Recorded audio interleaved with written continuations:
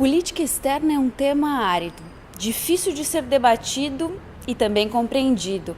E foi por isso mesmo que o IDS escolheu abordá-lo nesta roda de conversa.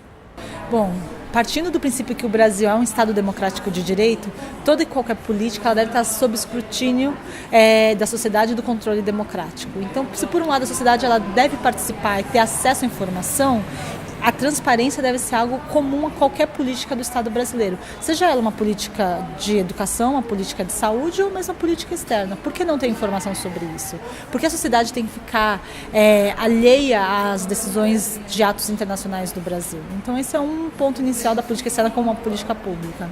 Segundo se também vivemos no Estado democrático de direito, é necessário que haja canais de participação da sociedade civil também. E atualmente na política externa não há. Acho que os pontos principais aqui a serem apontados em relação à política externa é que o Brasil não tem acompanhado de forma satisfatória as duas principais tendências internacionais dos últimos 25 anos, do último quarto de século. É a tendência à globalização e a tendência à sustentabilidade. Tanto no caso da globalização quanto da sustentabilidade, a gente não tem entendido, não tem compreendido o que está em jogo e não tem adotado as políticas necessárias para acompanhar essas tendências. No caso da globalização, a gente vê que existe não só uma globalização propriamente dita, econômica, que forma cadeias produtivas globais das quais a gente está ficando excluído, mas uma globalização jurídica. Nessa globalização jurídica, você tem acordos internacionais que estão se proliferando e nos quais o Brasil não faz parte. O mundo atual, a globalização nestes últimos 10 anos tem sua forma mais profunda e densa de manifestar-se através da formação de cadeias produtivas globais, tá certo?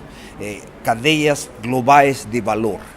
Então, os produtos são produzidos em vários países e onde tem o centro da cadeia global de valor e outros lugares que ocupam uma posição menos central, digamos assim. Mas o comércio é cada vez mais o comércio entre cadeias globais de valor, não é mais um comércio entre países. O que é decisivo para o interesse nacional de um país é ter no seu território muitas cadeias globais de valor. E o que o Brasil faz como política industrial vai na direção oposta, é fazer com que tudo seja produzido no país. Por exemplo, a política automobilística mais recente E que acontece com isso? Que ao invés de com isso se favorecer maior produtividade, maior qualidade dos insumos, tá? E maior desafio de inovação, a economia se protege e fica isolada do resto do mundo. Entre os diversos aspectos da política externa brasileira, um dos mais sensíveis é a participação do Brasil no Mercosul e outros acordos globais de livre comércio. O Mercosul foi um grande avanço no seu início, consolidou o fim da rivalidade geopolítica Brasil-Argentina, houve extraordinários ganhos de comércio, de turismo, de investimentos, foi um grande avanço, tá certo? Ou seja, nos primeiros 10 anos um grande avanço, depois foi se estagnando e hoje se degradou em uma escala significativa. Ao invés de avançar de uma união aduaneira imperfeita para uma união aduaneira perfeita, foi se degradando como união aduaneira, cada vez mais imperfeita e mais recentemente, inclusive, degradando como zona de livre comércio. Por quê? Porque o comércio argentino é cada vez mais administrado. Ou seja, a Argentina viola permanentemente as regras do Mercosul.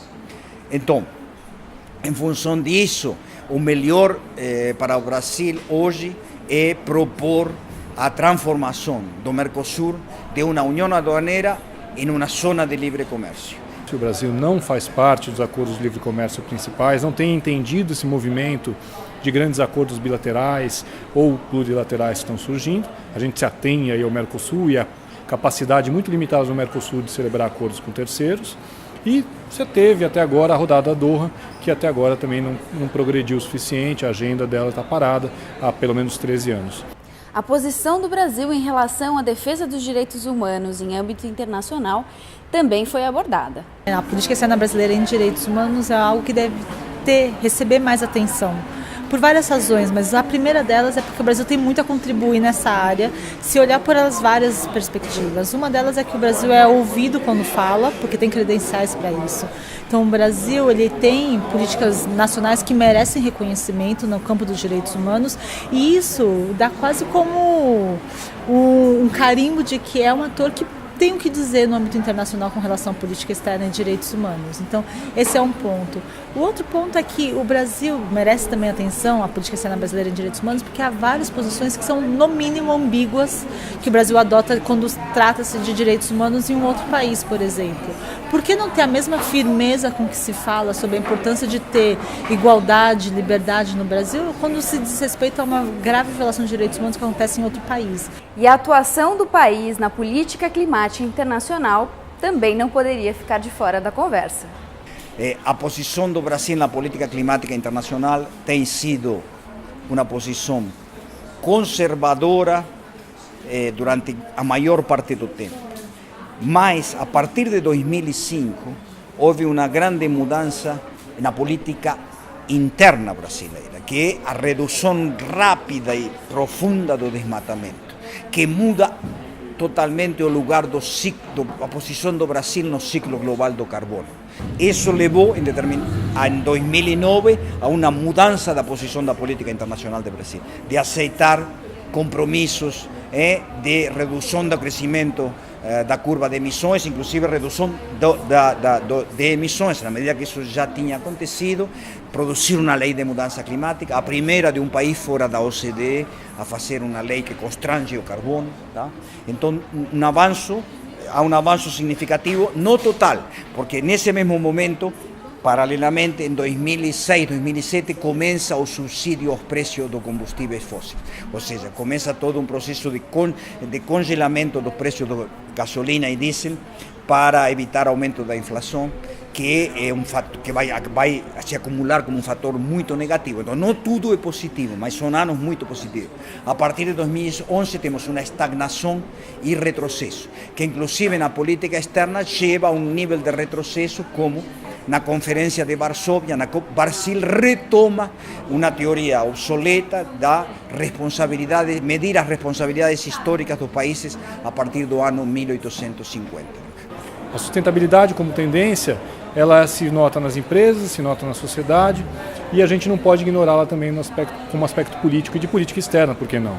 Porque o país tem que primeiro fazer a lição de casa, organizar a sua economia de forma que ela caminhe para uma economia de baixo carbono, para uma economia verde.